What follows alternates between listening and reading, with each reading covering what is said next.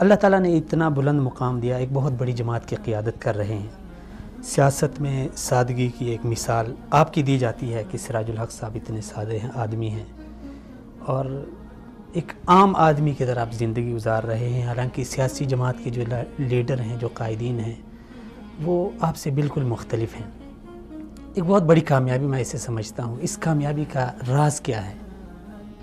بسم اللہ الرحمن الرحیم۔ بڑا تو صرف اللہ ہے، جی بالکل، ہم تو چھوٹے ہیں۔ جی وہ بے نیاز بادشاہ ہے، بندہ جتنا بھی بڑا ہو جائے کچھ بھی وہ نہیں اس کے مصنوعی ہیں، وہ عاجز ہیں۔ ساتھ۔ جی اس لیے اللہ رب ذوالجلال نے خود ہی فرمایا ہے کہ تم محتاج ہو، تم میرے بندہ ہو، تم میرا غلام ہو۔ جی تو جو بندہ خدا بننے کی کوشش کرتا ہے وہ ذلیل ہوتا ہے، اور یہاں نہ بھی ہو تو آخرت میں ضرور ذلیل ہوگا۔ بالکل ایسے ہی۔ اس لیے عاجزی میں زیادہ فائدہ ہے۔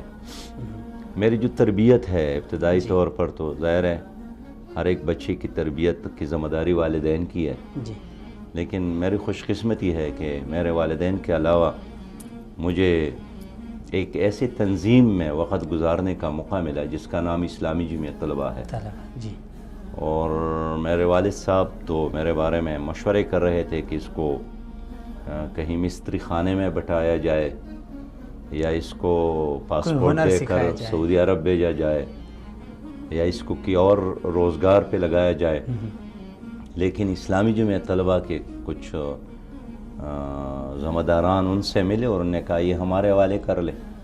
وہ مجھے اٹھا کے ایک ٹیوشن سنٹر میں لے گئے دیر سے سوات کی طرف، جی اور ان 2 مہینوں میں نے اپنے کورس کی تیاری بھی کی اور میں نے لٹریچر بھی پڑھا، اور وہی 2 مہینے میرے زندگی میں ایک انقلاب کا، ایک تبدیلی کا ایک ذریعہ بنا۔